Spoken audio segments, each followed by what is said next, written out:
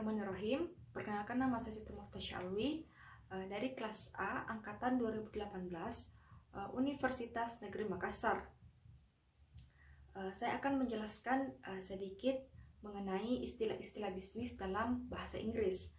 Nah, istilah yang pertama yaitu ada manufacturing. Nah, istilah ini merupakan proses mengubah bahan mentah menjadi barang yang dapat digunakan atau dikonsumsi oleh manusia.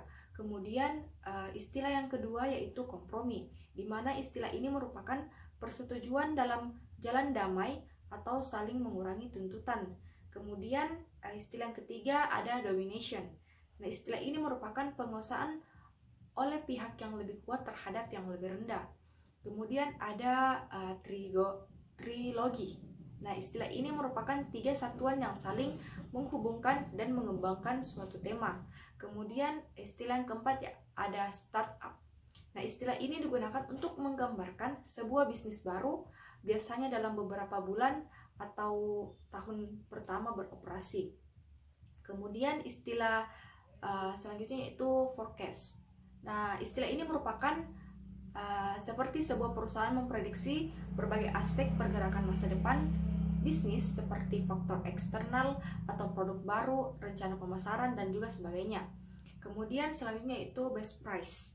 Nah, di mana istilah ini digunakan untuk menggambarkan cara terbaik dalam mengerjakan sesuatu yang diakui secara umum dan untuk mencapai hasil yang optimal. Kemudian istilah selanjutnya itu dropshipping, di mana dropshipping ini seperti suatu model bisnis online di mana kita menjual suatu produk milik suatu produsen tanpa harus menyetoknya terlebih dahulu, yang nantinya setiap kita menerima pesanan akan dikirimkan langsung oleh produsen kepada pembeli.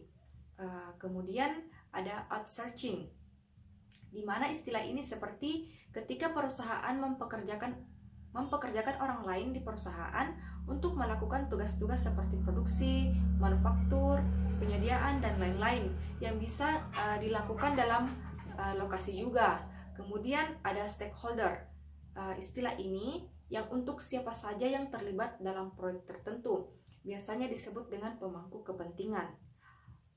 Dan masih banyak lagi istilah bisnis yang dalam bahasa Inggris seperti brand, marketing, entrepreneur, cash flow, feedback, kemudian ada cash on delivery atau COD, refund, skill set, office jargon, dan yang terakhir ada thinking outside the box. Dan masih banyak lagi yang perlu kalian pelajari atau tahu. Dan mungkin sekian penjelasan singkat mengenai istilah-istilah bisnis dalam bahasa Inggris, dan lebih kurangnya mohon dimaafkan. Wabillahi taufiq wal hidayah. Wassalamualaikum warahmatullahi wabarakatuh.